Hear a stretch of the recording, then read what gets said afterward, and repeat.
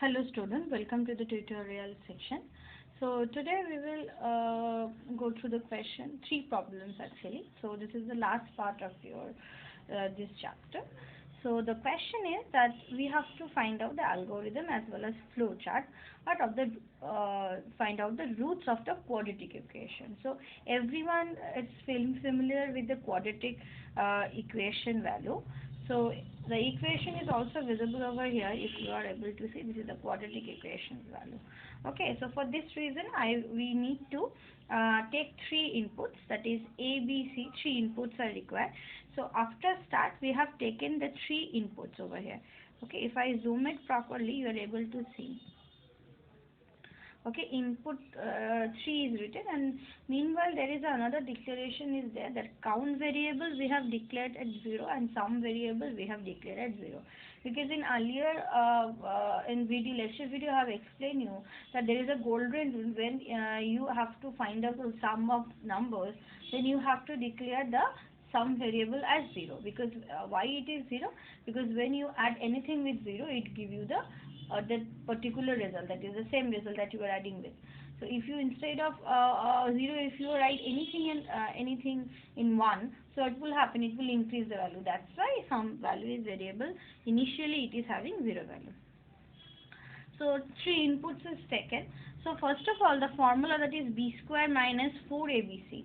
This formula I am actually writing and I am storing in the variable called dix. Okay, dis, in this variable I am storing this value.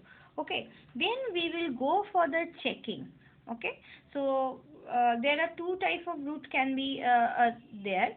Okay, root can be imaginary, root can be real and equal, root can be real as well as unreal. There are three probabilities are there. So we will work on the three probabilities. Okay. So let's start with that. We are checking the dix. If dix is less than 0.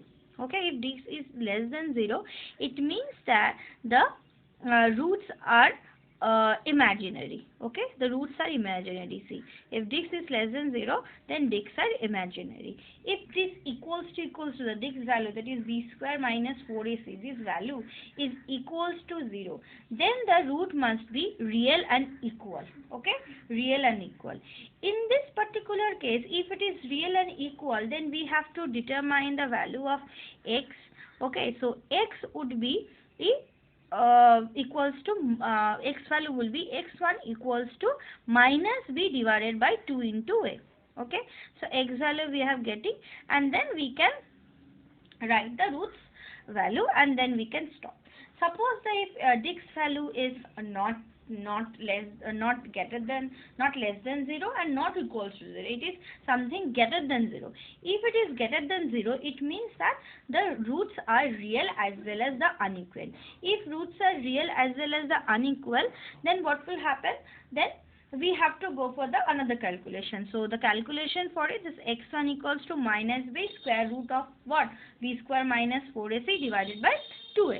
And for another cases, again this is b square or minus b square root of dix divided by 2 into a. So I hope it is visible to you.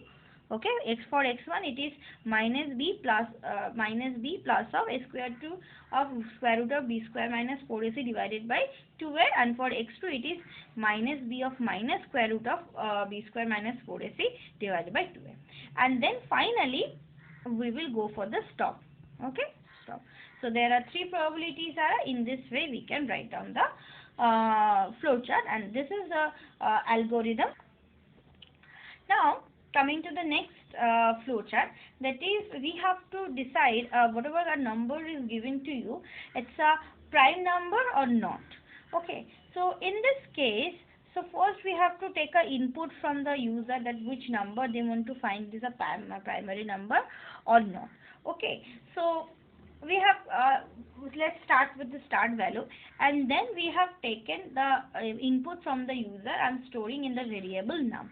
Okay, and then I am finding out the square root of that particular number and storing the value into our variable. Okay, storing the value into our variable, and Here also one loop variable that we are initializing the loop variable as 2, because it starts from 2, because prime number counting we cannot start from 1. 1 is neither prime nor a. So that's why we cannot start with 1. That's why the loop variable in value is initialized to 2.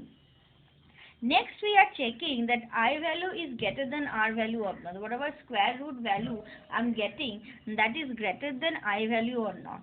Okay, if it is greater than, then we can directly write down that the particular number is a prime number, and we can stop this one. Okay, so another one, if it is not true, then what will happen? Then there is a checking. So we will divide the particular number by I value, and we will check the remainder. Whenever there is a percentage sign, this is denoted as a modulus calculation. It means it will calculate the remainder value. So the remainder value, it will check with equals to 0 or not. If it is equals to 0, then we can write it down. The number is not a prime, and we will stop. It's not a prime number, and we will stop. And after that, we will go for the incrementation of a I value. Okay, so because we can check up to this continuously if we are checking, so this we need to increment the I value. For this reason, I equals to I plus. It is again go back and checking, and again it will repeat back to it is a prime number or not. Okay. Now coming to the next one, that is we using this algorithm or flowchart, we will decide we will find out the GCD, the greatest common divisor, or lowest common multiplication that is there. So LCM or HCF, whatever you can call it. So this we will determine first. So first we have to find out the GCD and LCM of a 2 number. So we will start the number, and we have taken at start, and now we are reading 2 numbers, that is A and B value we are taking. Okay, so again there is a checking part is there. We are checking A value is greater than B value not. If A value is greater than B value, then we are declaring something, that the condition is there. We are the greater value, that is A I am storing in N, and B I am storing in D. Okay, and then we are finding out the remainder quotient. If we are divided by this, then we are taking out the remainder. Okay, remainder value I am storing in R. If this condition is not true, it means A is not greater than B, then what will happen? Then the greater value I am storing, that is the B value, I am storing in N, and A value I am storing in D. Okay, and then we are going for the division, that is N divided by D, that is modulus calculation, and we are storing the remainder over here. Okay, then the remainder part we are checking that it is not equals to 0. Okay, if it is equals to 0, then what will happen? Then whatever value I am getting, that is a GCD, and LCM would be A into B divided by the GCD value. If it is no, then what will happen? Whatever value that I am having, that is in case of D whatever I am getting, so D value I am storing in N, and that is R value, that is the remainder value I am storing into D, and then I am finding out the value of N modulus D. Okay, so in this way I am again continuing this particular loop, and again we determine and then stop.